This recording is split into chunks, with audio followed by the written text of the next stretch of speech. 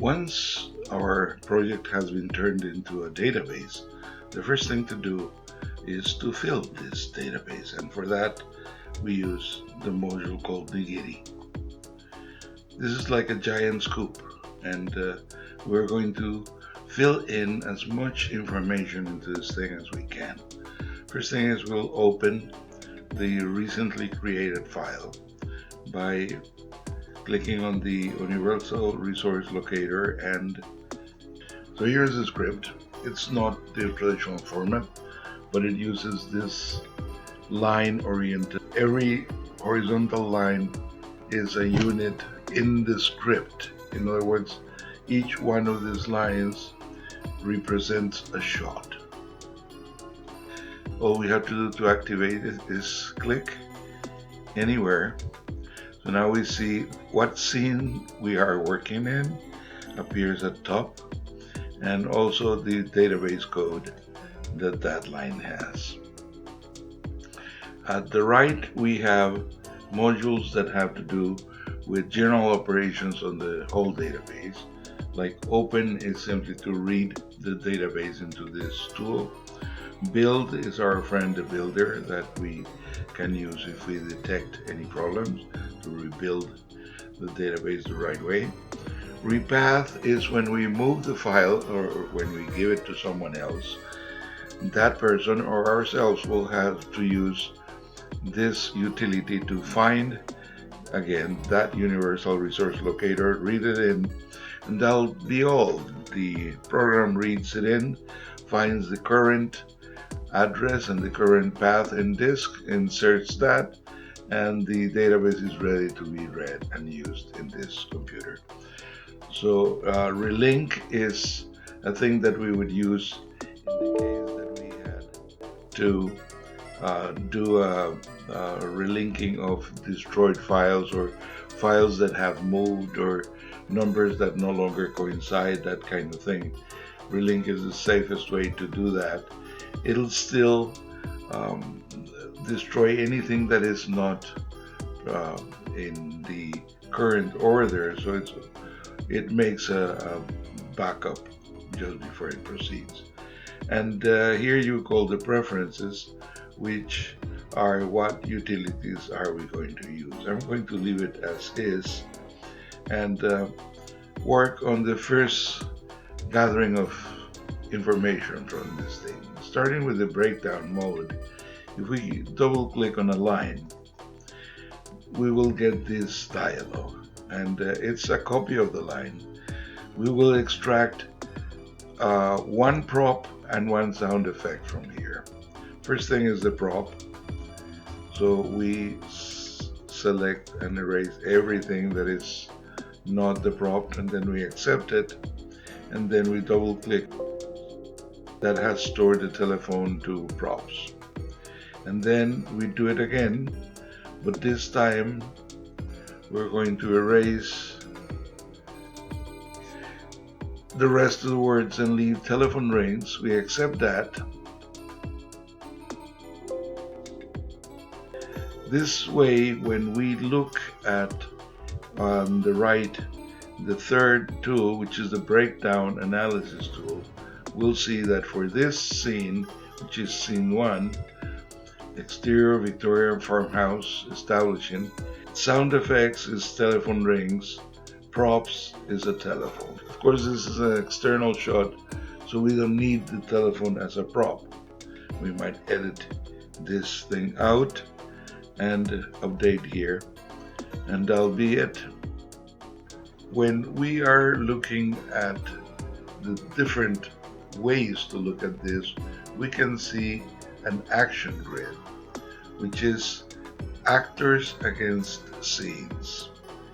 This slider down here allows us to move the cursor through different scenes, and in each one we can see which characters rather, are present on a given scene here on the left in the black with white text. So we can We can see the number of the scene down here, and the characters present are here. The same way we can, I'll take that out of there. So the character that is in yellow is the character that is being followed. And what we see here is which scenes that character is present and how many times that name, that word appears in the text. When we're looking at the character-centric display, we will see this line here change to give us extra information. So we see that the character appears rather late in the play. And we have a lot of information in this thing, not only who and when, but also who with whom else. And easier to see if we click on here, so those spaces are highlighted. So now it's easier to see who is where.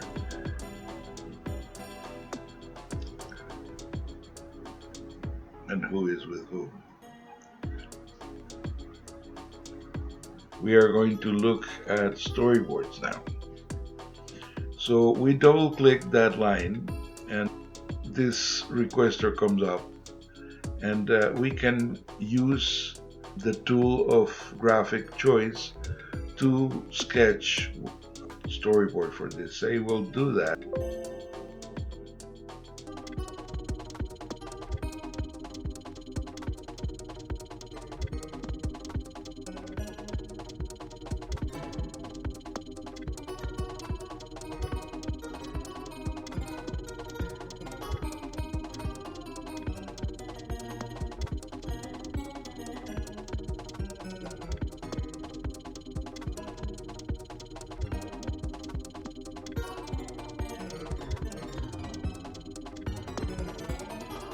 Do is we just save it and exit, and that from now on this is the storyboard for the line "then a telephone rings and again."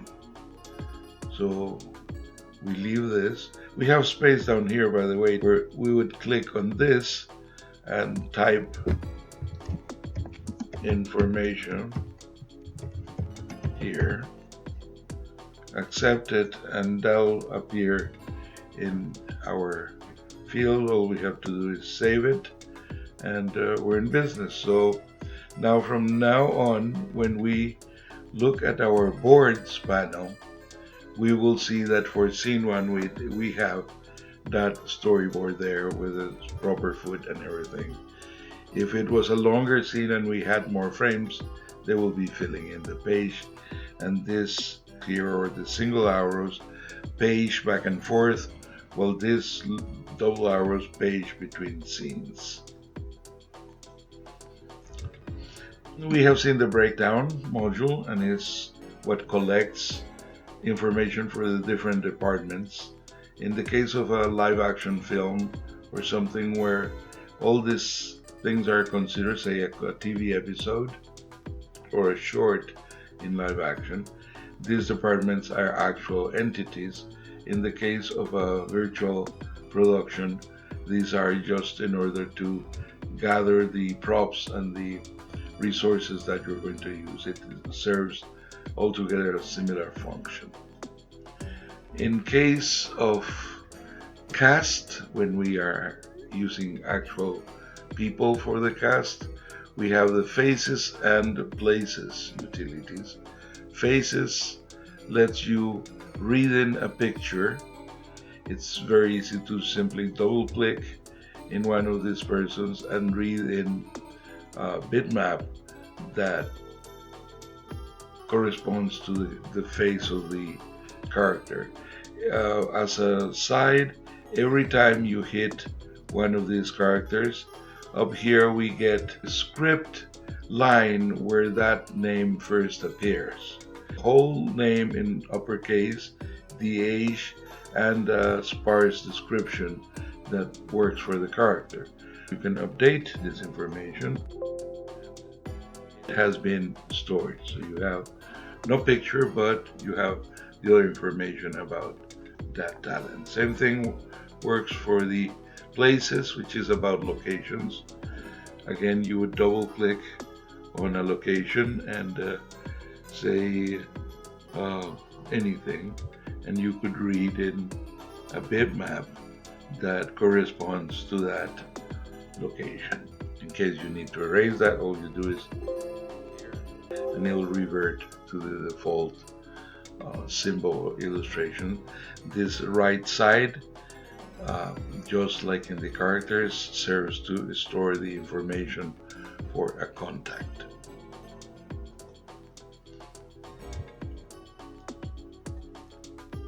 This module can be called from outside, and because it's by itself a little program, all you do is read in project, and it finds the information, it finds the project, and the basic information, as we can see down here. And what it does is it'll quickly build a list of the things that are found in the script, or the things that are the information that you have filled in by using the different sections of this, and it'll create a compile of that. Say, if it was the characters, say the locations, which is not so small, we can compile that and see all the locations in the play that we have opened. It's a different one. In the case of the when what we're seeing here is if we go into shooting script and double click that same line, this time we'll see all the information up to here. We don't see the resources, but we can see the complete line, we see the storyboard, and the technical things that we need to know. For instance, the shot distance for this thing, it's an extra wide shot. The shot framing is a single shot because it's only that.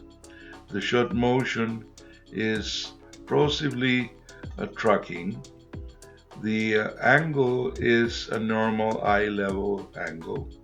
The focus is a very deep focus, emphasizing the horizon. And maybe we want to do this with an 85 lens to minimize distortion. And for special equipment, we can have there a slider with a mini dolly. Here, these other things would be the description in terms of what's happening. We can say that this is a stab, is establishing. The duration in the script, that is one shot. So we can just leave this for say 6 seconds. The setup time for this, let's say 30 minutes. Let's plan for some 5 takes, 2 hours maximum of shoot time. And the audio effects is field, sounds, and telephone ring. So now we have defined all the information. Those little paragraph symbols that tell you that the thing has read it. If we were to go to another different scene, we would find that when we are in this particular shot, this will come up.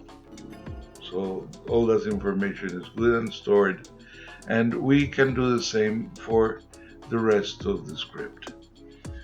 When we need to access directly files in here, we click on Files. That opens the directory of work, so we can have access to the files in here. blink is a new directory that appeared, and in this case it will be empty because that is what the linking utility did. It made a copy of everything that had happened before and kept it safe. Finally, there is a search utility that you could use. So I would select in between headers, locations, and text. I could say in headers and say the word is road and send it to look. And we find that there are two scenes that more or less say the same thing. Car on the road, night is scenes 3 and 11 happen in moving cars. Allows us to group things that in a longer script could be harder to see. And that is our small collector of information. Using this thing, you will get all the traditional benefits of a breakdown plus the storyboards, and you'll build all the way to the shooting script, since this tool is meant for producers and directors that work with very small crews or alone.